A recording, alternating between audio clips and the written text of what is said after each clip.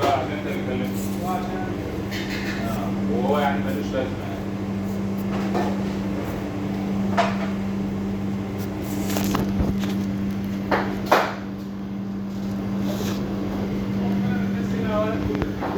على فكره هو كده فعلا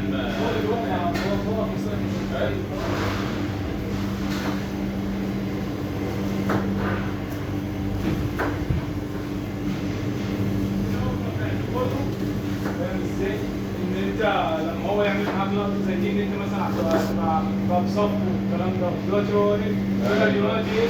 بالنسبه له احمد سمير هو اللي افضل. هو اللي بيبص لي انت فاهم كده انت فاهم؟ هو اللي